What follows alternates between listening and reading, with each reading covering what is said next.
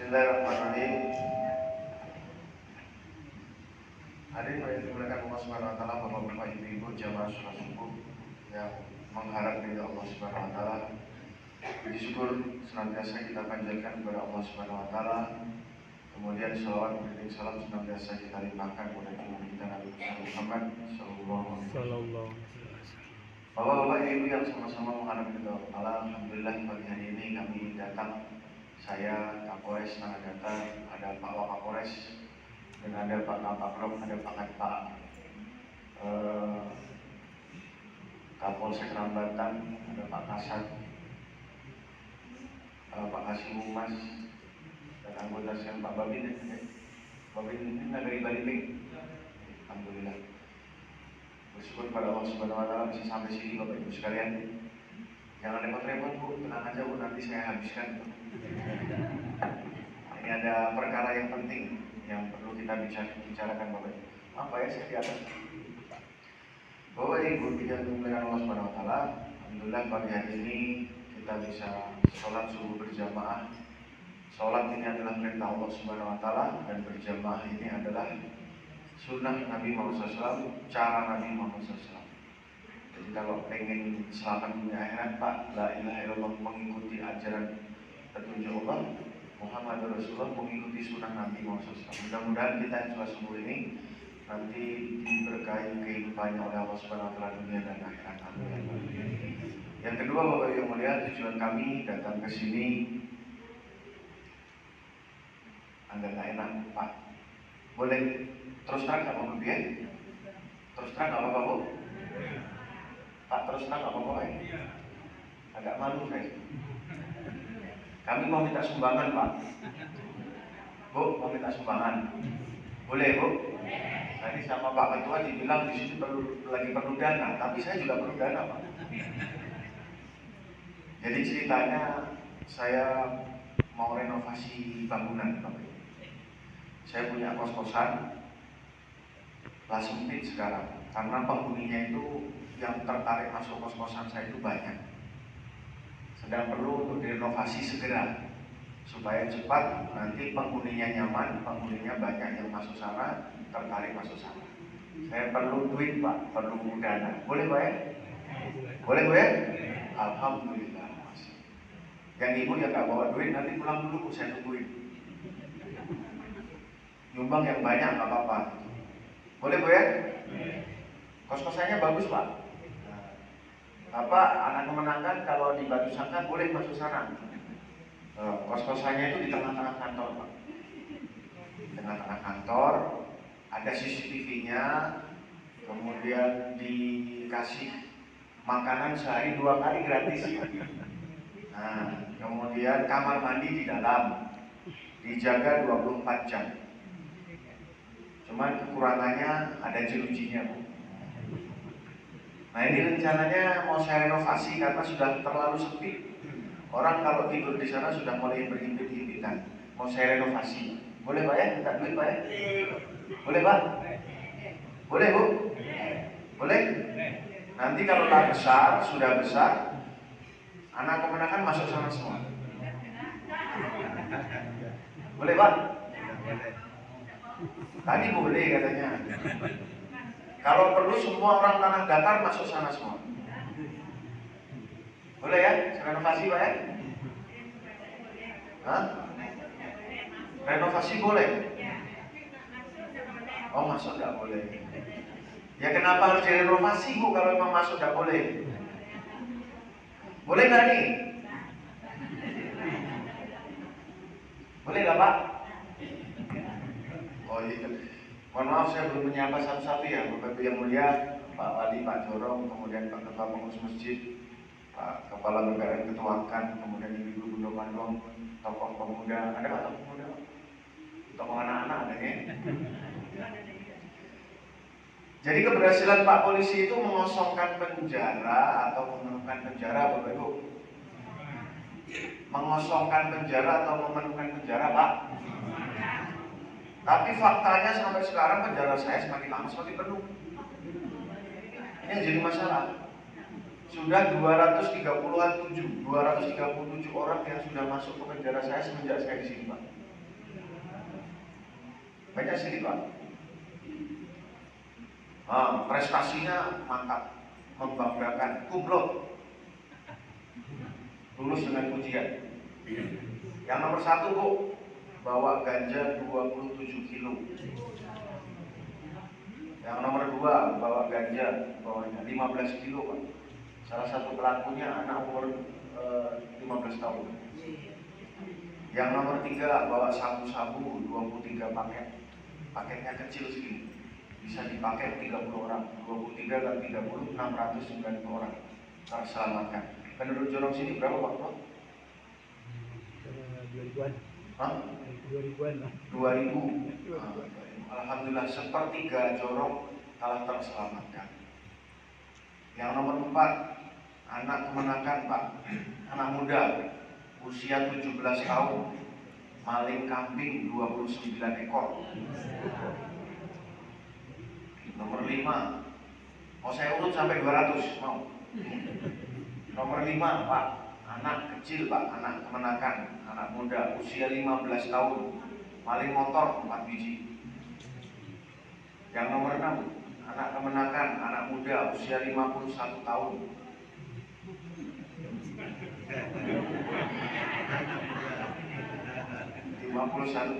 Mencabuli anak 15 tahun.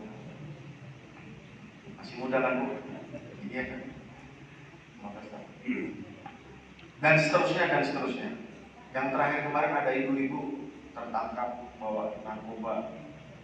Ada 2 orang, punya anak 3 orang, banyak lagi. Yang menjadi pemikiran saya Bapak Ibu sekalian, ini semua orang tanah datar, semua orang tanah. Yang nomor 2, semuanya agamanya Islam, Pak. Agamanya Islam. Yang nomor 3, pernah dicek ngaji di antara semua itu, yang dari 237 itu yang nggak bisa ngaji itu cuma 2 orang. Seandainya bisa ngaji Pak Anca, yang nggak bisa ngaji cuma 2. Saya jadi terpikir kok sepertinya aneh, nggak cocok. Karena di sini ada namanya adat Basandi Sarak Basandi Kitabullah, betul Pak? Di sini ada namanya Sumpah Sati Bukit Marapalam, betul? Di sini namanya Pusek Jalo Minangkabau, betul ya? Betul Bu? Disebut Luhak Nantuo, betul? Kok benar, kok bagaimana ceritanya kok bisa banyak yang masuk penjara? Saya merasa aneh, Pak. Bapak merasa aneh kan? Atau wajar? Wajar gue. Ada ibu-ibu sudah sekitar 5 orang dari sekian itu, dari 237, 5 orang ibu-ibu masuk penjara. Menurut saya kok aneh Pak? Menurut saya aneh. Kalau Bapak Ibu aneh apa enggak ini? Nah itulah sebenarnya tujuan kami mutar-mutar masjid Bapak Ibu sekalian. Dan ini alhamdulillah masjid kami urutan ke 212. 13. Hah? 13. 213. 213 Pak. Kami putar-putar ke tanah datar. Ini masjid urutan ke 213 Pak. Banyak sedikit Pak. 213 setiap subuh. Masjid di tanah datar kok Bu 243. Masjid 243. Surau, musola, langgar ada 804. Jadi seluruhnya berjumlah 1047. Kalau Bapak tadi mengatakan harus memakmurkan masjid, kalau kami sesuai dengan yang diajarkan dalam kitabullah, innama ya'muru masajid. Jadi sesungguhnya yang bertugas memakmurkan masjid Allah adalah orang yang beriman kepada hari akhir, beriman kepada Allah. Jadi Bapak Ibu yang mulia, tugas kita memakmurkan masjid itu bukan hanya masjid kita, tetapi masjid. Di mana Pak masjid? Bahkan di seluruh dunia harus kita pikirkan bagaimana makmurnya masjid. Ini alhamdulillah masjid kami urutan ke 213. Tujuannya Pak yang tadi ada perkara yang aneh yang harus kita selesaikan, nggak cocok. Harusnya di tanah datar yang mayoritas orang Islam, luka dan tuwo, usai jalur Minangkabau, adat Basandi Sarak Basandi kita harusnya tidak lewat masuk penjara. Betul? Betul Bu? Betul Pak? Kok banyak yang masuk penjara? Maka Bapak Ibu mulia, singkat ini kita akan berbicara tentang 4 perkara setidaknya. Yang pertama, ini kok keanehan ini fenomenanya seperti apa? Fenomenanya apa yang kok aneh? Yang kedua, penyebabnya apa? Yang ketiga, solusi atau jalan keluar dari masalah ini apa? Yang keempat, siapa yang harus bertanggung jawab? Salah ya, kita akan bicarakan perkara 4. Sampai jam berapa nih Pak Tuan? Selesainya zuhur bagaimana? Bapak Ibu enak duduk di bawah, saya ngomong terus. Yang pertama Bapak Ibu, ada fenomena kembali hidupnya namanya hidup zaman jahiliyah. Kalau menurut perkiraan itu seperti hidup kembali zaman jahiliyah. Jadi zaman jahiliyah tidak berhenti zaman dulu Pak. Hari ini seperti ada lagi yang namanya zaman jahiliyah. Kenapa jahiliyah? Jahiliyah zaman dulu. Maknanya apa Bu? Zaman jahiliyah itu zaman kebodohan. Betul Pak, bahasa Arab jahil itu namanya bodoh. Tapi ada makna lain Pak Bu. Jahil maknanya sengaja melanggar. Sengaja.